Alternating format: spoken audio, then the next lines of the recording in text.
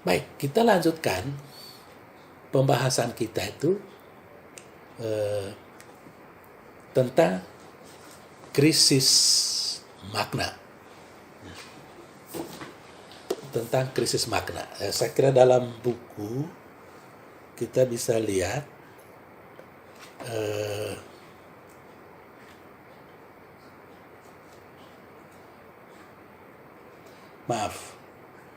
dalam buku itu kita bisa lihat tentang krisis makna itu dalam halaman 195. Ya. Baik, jadi kita sudah lihat bahwa agama ya, sebagai satu sistem makna ya, memberikan makna atau kepada kelompok ya, tetapi juga kepada individu-individu ya.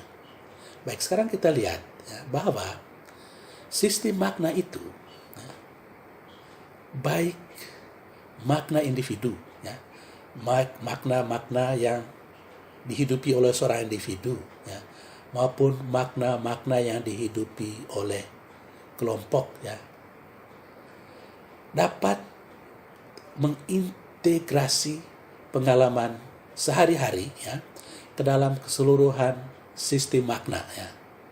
Dan dengan semua makna itu segala sesuatu bisa diinterpretasi. Dengan kata lain ya, dengan makna atau dengan sistem makna yang kita peroleh atau kita miliki ya, baik sistem makna yang kita terima sebagai individu maupun sebagai sistem makna yang kita terima sebagai kelompok ya, dengan semua makna-makna itu ya, kita bisa mengintegrasikan seluruh keseharian kita ya, atau seluruh pengalaman sehari-hari kita ke dalam suatu sistem makna ya, ke dalam seluruh sistem makna. Dengannya kita bisa menginterpretasi segala sesuatu ya. Tentang sakit, agama bisa memberikan interpretasi ya. Apa artinya sakit? Masing-masing agama bisa memberikan makna tentang apa artinya sakit.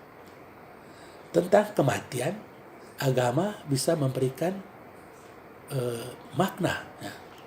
Bagi orang Katolik misalnya, sakit adalah mengambil bagian dalam penderitaan Kristus. Bagi penganut kepercayaan-kepercayaan asli, sakit dimaknai sebagai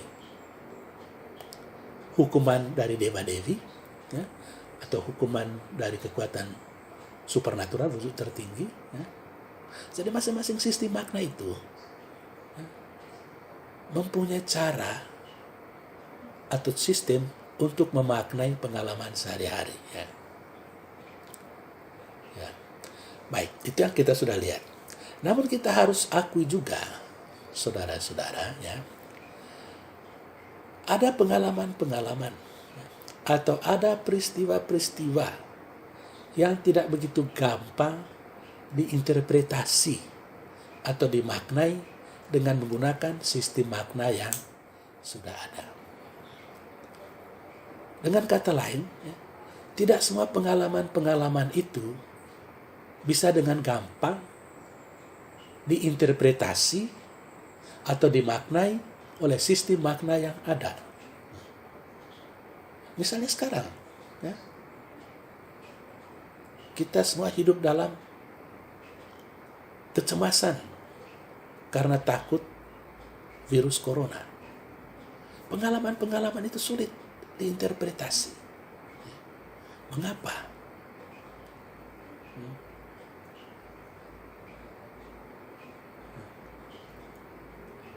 Ada contoh-contoh lain, ya. Individu yang mungkin sakit berkepanjangan, ya, atau kemalangan yang beruntun, ya, kematian yang tidak wajar,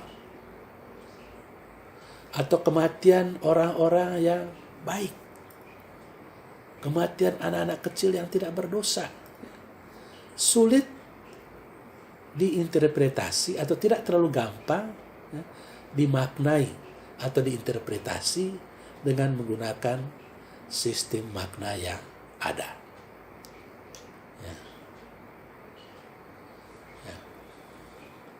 Pengalaman-pengalaman yang sulit dimaknai itu ya bisa saja menyangkut pengalaman seluruh kelompok.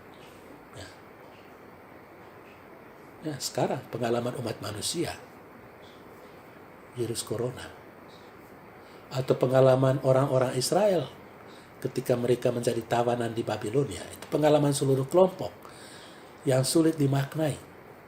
Bagaimana mereka sebagai bangsa pilihan, umat pilihan Tuhan, bisa mengalami penderitaan yang begitu hebat.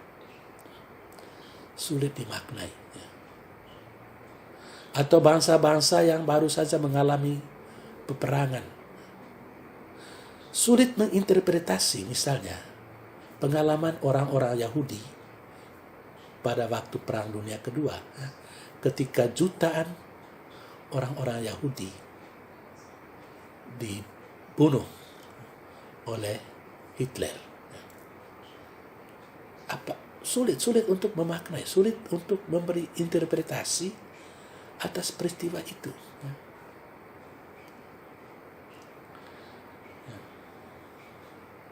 Katanya mereka umat pilihan, tapi mereka mengalami penderitaan yang tidak masuk akal. Jadi ada pengalaman-pengalaman yang disebut pengalaman-pengalaman kontradiktoris yang tidak bisa dimaknai dengan sistem makna yang ada. Itu satu hal, ya. Pengalaman-pengalaman yang sulit diinterpretasi dengan sistem makna yang ada. Situasi-situasi lain yang juga menciptakan persoalan adalah diskrepansi, ya. Perbedaan yang menyolok antara apa yang kita idealkan dengan apa yang terjadi. Itu juga sulit diinterpretasi. Ya. Ketimpangan sosial dan ketidakadilan yang mengancam sistem makna kelompok. Ya.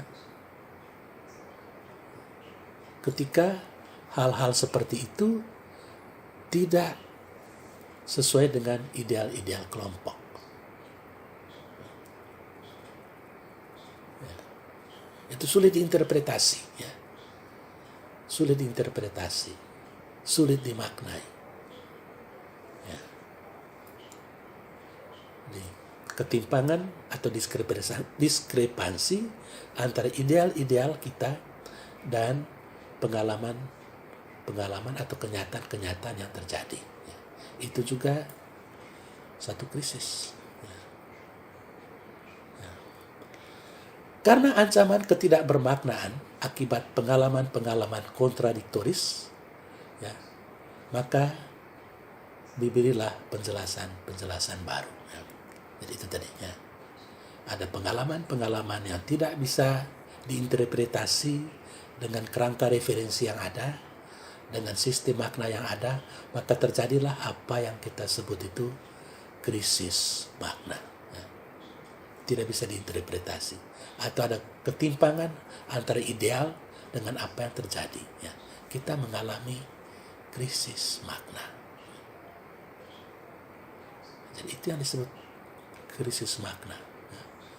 Ketika makna-makna yang tersedia dalam masyarakat atau dalam agama tidak bisa memberikan penjelasan atau interpretasi atas pengalaman-pengalaman kontradiktoris. Contoh, ya, dalam Perjanjian Lama kita tahu bahwa penderitaan itu disebabkan oleh dosa. Nah, kita tahu Ayub, seturut cerita kitab suci, tidak berdosa. Nah, pertanyaannya adalah, mengapa Ayub yang tidak berdosa itu menderita? Katanya penderitaan itu disebabkan oleh dosa. Jadi di sini Ayub mengalami krisis makna. Dia tidak bisa interpretasi lagi. Dan perdebatan antara Ayub dengan ketiga teman-temannya itu berkisar sekitar masalah ini. Menurut teman-temannya, Ayub pasti mempunyai dosa. Karena Allah tidak mungkin menghukum orang yang tidak berdosa.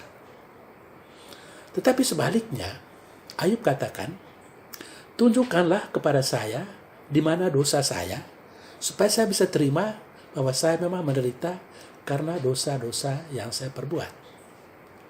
Tapi dalam kenyataannya, Ayub tidak pernah merasa diri atau tidak pernah mengenal dosa-dosa yang dia buat, sehingga dia pantas menerima hukuman. Karena itu kalau kita membaca percakapan atau diskusi antara Ayub dan ketiga temannya itu, kadang-kadang kita merasa bagaimana gitu ya. Sampai Ayub bilang, apa yang kamu tahu saya tahu juga. Sekarang kamu tunjukkan di mana saya punya kesalahan, supaya saya bisa terima bahwa saya menderita karena dosa yang saya buat. Dia bahkan tantang Tuhan Allah. Dia bilang, Tuhan, andaikan antara engkau dan aku ada wasit yang menghakimi perbuatan-perbuatan antara saya dan engkau, pasti hakim itu akan membenarkan saya. Karena engkau tidak malu menghukum orang yang tidak berdosa. Kita bisa lihat contoh Ayub mengalami krisis makna. Karena sistem makna yang ada pada waktu itu tidak sanggup memberikan interpretasi atas pengalamannya sebagai orang yang baik di mata Tuhan, tetapi mengalami penderitaan. Walaupun dalam kitab suci kita tahu bahwa dia menderita karena dicobai oleh iblis. Tapi itu kan Ayub tidak tahu. Cuma kalau dia diberitahu bahwa engkau menderita karena iblis mencobai engkau, mungkin dia sudah puas. Dia puas karena dia menderita bukan karena dosanya, melainkan karena dicobai oleh iblis. Dia sudah puas dengan begitu. Baik, jadi kita paham apa yang disebut dengan krisis makna. Nah, pengalaman-pengalaman yang tidak bisa diinterpretasi, pengalaman-pengalaman yang tidak bisa dimaknai dengan menggunakan sistem makna yang tersedia dalam agama sebagai sistem makna ataupun dalam sistem-sistem makna lainnya. Dan karena krisis makna itu, atau karena manusia mengalami karena manusia mengalami krisis makna, maka mau tidak mau harus diberi penjelasan baru. Dan salah satu dari penjelasan itu diberikan oleh Theodice, Theodicea. Jadi, untuk keluar dari krisis makna itu, maka diberikan penjelasan-penjelasan baru yang disebut Theodice.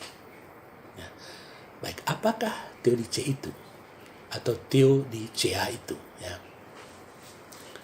Baik, Theodice adalah penjelasan-penjelasan religius yang berusaha memberi makna kepada pengalaman-pengalaman kontradiktoris atau pengalaman yang tidak masuk akal, yang mengancam sistem makna kelompok.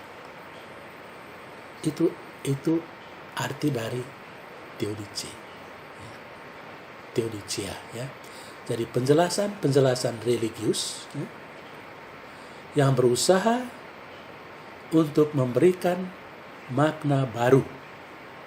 Karena makna lama tidak sanggup memberikan interpretasi, dia memberikan makna baru kepada pengalaman-pengalaman kontradiktoris atau pengalaman-pengalaman yang tidak masuk akal atau yang tidak bisa diinterpretasi dan tentu saja mengancam sistem makna kelompok.